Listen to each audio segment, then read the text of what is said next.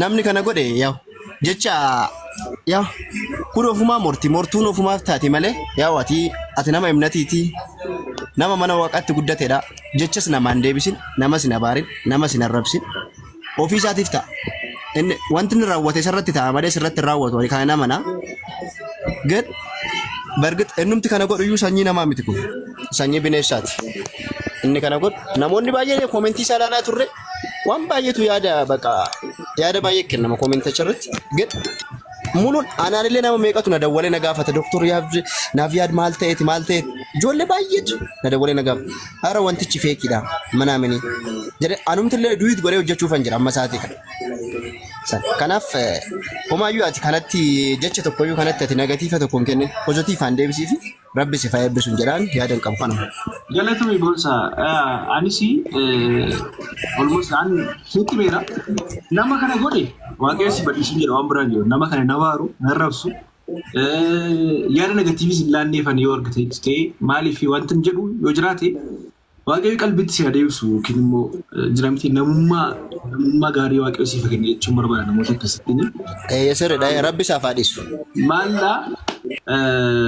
Maaliif kana gootan jechuun negatiif enerjiin baay'ee rakkisaadha baay'ee jireenya keenya keessatti akka jibbi namaa hinaaffaan ammeenyi galeennaani qaama keenyaafis fayyaan kennu namoota kaan wajjinis hariiroo gaariin qabaannu fayyaa yeroo jennu baay'ee fayyaan qaamaa jira fayyaan hawaasummaa jira fayyaan sammuu jira fayyaan spiritual health fayyaan hafuurallee jira jechuudha. Kanaaf iyyuu wanta viidiyoo dubbachuu sin barbaanne deebii kennuu sin barbaanne akkuma jalqabas bitti deebii laachuun barbaanne jalqaba argeen darbe beekaa namni gaadawwalu nama 200-300 gaafatu gaafa meseejiin keessaa na barreeffamu jira miti namoonni erga namoonni just at least hubachuu danda'an jedhanii akkasitti erga hubatanii namoonni kaan immoo haala kamiin hubachuu danda'u kanaaf at least wantichi dhugaa kan taane dubbachuun barbaada namni gariitii fakkeenya hamma kan hirribina hin qabne jedha jira dhugaa rabbii hirriba malee hin bule kan naan jedha jira kun immoo jalalarraan kan ka'e waan na jaallataniif sababa kanaatiif at least bakka dubbadhuunaan dubbachuun qaba yeroo baay'ee warqiteetti ta'e an takkaanii namoonni yeroo isaan na arrabsan yeroo isaan maal jedhanii guyyaa tokko ba'een dubbadhee sin beeku maaliif tuffadhee waan bira darbuuf baay'ee waan tokko tuffannaananii fakkeenya namni waan barbaade waa'ee koo haasa'ee jennaan anuuf beeka taanaanii dhimmi isaa naasaan sun nan ibsu taanaanii yeroo baay'ee tuffadhee bira darba callisuu jechuun tuffachuu godha bakka kanaaf garuu wanti kuni gaafa at least garuu namoota gara biraatti ta'uu danda'a dhuguma immoo viidiyoon akkasii nama misliid gochuu danda'a yeroo takka sababii viidiyoowwan sobaatiin kan kee lubbuu nama meeqa darbeera tarii qorachuu dandeessu riisarchii garaagaraa gochuun biyyoota garaagaraatti viidiyoo sobaarran kan kee jechuudha at least namoonni hiriyoonni koo hordoftoonni koo baay'ee na jaallattan immoo akkasiin na hubattan kun argaa jirtu obboleettiin koo tokko dhugaan iyyuu baay'ee bo'aan ture chaarti asirratti baay'een keessa miira keessa galtaniitu kan na jaallatte dhuguma ilaalcha poozitiivaa kan qabdan jechuudha. Tariitii sinaarsuu danda'a isinitti dhaga'amuu danda'a garuu wantichi diraamaa akka ta'e fiilmii akka inni ture waggaa 3 dura akka hojjetamee ture dhimma dipireeshiniidhaaf fi dhimma araadaa wal qabatee dargaggoota barsiisuudhaaf jecha waan akkasii kan godhe akkan ibsee kan akkasin na hubattaniin barbaada galatoome obboleessa ulfaadhu boonsa yaada keetiif. Doctor. Eenyu kan itti haasaa jiru? Beekii Juunarii. Eshi beeki kam? Magaalaa miti akkamati? Galata waaqayyo. Okay. Bareedaadha. Doktari qaamaan wal beekuu baannus asuma miidiyaa hawaasaa kanarratti ansin beekaatillee na beektu yoo baatte yoo ani waggaa 4 duradha. Karuma miidiyaa hawaasaa kanaan kan inni wal barree jechuudha. So miira natti dhaga'ameni asumaan si qoduu barbaada. Ani kaleessa naannoodhuma laaqanaa booddaadha kan ani intini sana argee gaafan argu suma dhugaadha baay'ee rifadhe.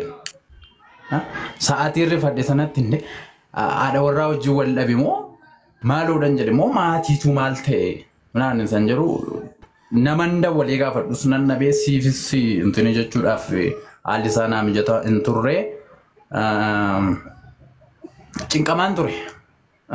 even barii ka'ellee gaafanii Facebookii koo galee gaafanii ammas suuruma sanatti naannee dhufan. So akkuma carraa nama TikTokiin gaafan galu live irra turte akkuma seeniin dafee amma ati waa'ee waan sanaa dubbattu tan cinqame. Nan dhiphathe baay'ee. So bagayyuu soba ta'ee ani kanan isin jedhu mirga kasasuun qabda natti fakkaata mucayyoo hojii yoo biyya keessa jiraatti ta'ee seeraan himachuu wanti si dhorku hin jiru moor kun maqaballeessiidha. Maqaballeessiitiin himachuu hin dandeessa. So kanaaf yeroo badaa namoonni bifa kanaatiin maqaa nama balleessanii maqaan taane kan namarra kaa'anii nama gajjallaa jiranidha. So ati immoo waan si gajjallaa jiru tokko dudduuba millatteen jechuun gaarummaan qabaatu bagayyuu soba ta'uu isaatti immoo personaalii baay'ee gammadeera gooftaan si haa gargaaru sin jechuun hin jaalladha. Eebbifame Dooktar. Galatoomii. Egaa kabajamtoota hordoftoota keenya namoonni amma reefu galaa jirtanii ammallee namni haaraa galaa deema waan ta'eef ammas irra deebi'een dubbadha. Baay'ee nagaa koodha. Wanti uumame hin jiru. Viidiyoon isin argitanii yuutuubii korra jira waggaa 3 dura diraamaa yookiin iskiriiptii dhimma dipireeshinii yookiin immoo araada irratti hojjennee achumarraan ibsuudhaaf kan hojjetamedha. Namni viidiyoo kana gadhiises beekaa viidiyoo akka ta'e beeka diraamaa akka ta'e beeka namni suni sagalee gaddaa jala galchee suuraa irra godhee namoota hedduu biratti facaasanii akkuma jettu namni waan baay'eedha.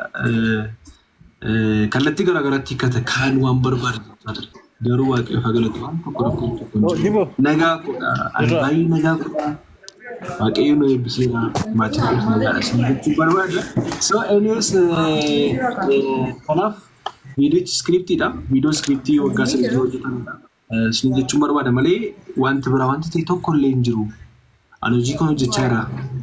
Hojii kootti hin biizii ture. Gaafa hojiitti waan jalqaba ilaalaan turre. Baay'ee darbaan ture bira callisee gaafa namni itti ergu.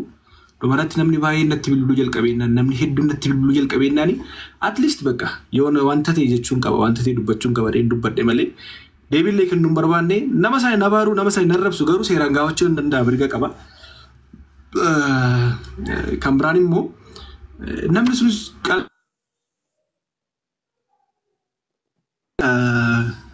kanumadha. Galatoomii beekii yaada kan biraan fudhaa. Kan itti aanu eebbisa. Yaada kam nagaadha? Doktori nagaan akkam? Nagaa akkam fayyaa? Fayyaadha. Maali wanti ta'e kan irratti dhugaa rabbi baay'ee keessa kiyya bakka of tasgabbeessuun dadhabeedha har'a ga'u irraa hammaan dhufee asitti dhaga'utti nagaadha namni kun kan jedhutti bakka of tasgabbeessuun dadhabe wallaahi dhugaa rabbi yoo dubbanne waa meeqa yaade sila tariiti hojii irratti waan biraatti dalagamoo sila namni namaaf rafeen bulu bakka ni dhamaa sammuu maaluma godhan kan jedhullee wallaahi na keessa dhufeen ture. Achiin deebi sila haanuu manaa isheetiin bakka maalul godhan wanti natti hin dhufin hin jiru. Kanarraa deebii of tasgabbeessuu dadhabe dhugaa as deebine yoo jenne immoo nagaa ta'uun hamma kana nagaa yoo arginu immoo baay'ee nuti toleera wallaahi alhamdulillah. Ergansi bare waggaa 4 akkana darbee hin jira. Garuu yoo waan akkasii argu baay'ee keessa kiyya bakka of tasgabbeessuun dadhabe halkan hirribni hin qabne.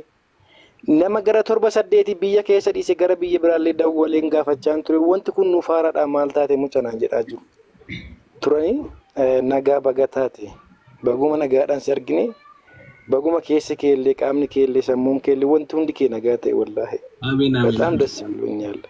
Thank you brother. Ulfaadhaa dhokku galatooyi baay'ee. Ela akkas ilaa namni yaada poziitiifaa qabu dhuguma isin jedhee namni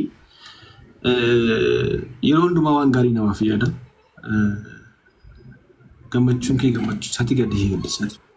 Viidiyoon kun akkuma isinitti himee ajandaa gochuuf osoo hin taane jira miti at least wantoonni akkasii gara fuulduraatti mudachuu danda'u. Nama baay'ee jechuudha. Waan miidiyaa irratti argitan hunduma isaa akka namni sana maxxanse nama akkamiiti jedhaa. Namni fakkeenyaaf hamma namni gaafa waan tokko maxxansu nama akkamiitu waan kana maxxanse kanaan dura maal maxxansaa ture. Achi booda nama sana kontaakta gochuuf yaaduunis gaariidha. Nama immoo sirriitti misliiding godhe. dogoggoruu danda'a. Eeyyee dogoggoruu danda'a dhuguma. Akkuma namni baay'een karaa biraatiin hubachuu danda'a. Garuu wantichi reyaalitiin jiru kana ture.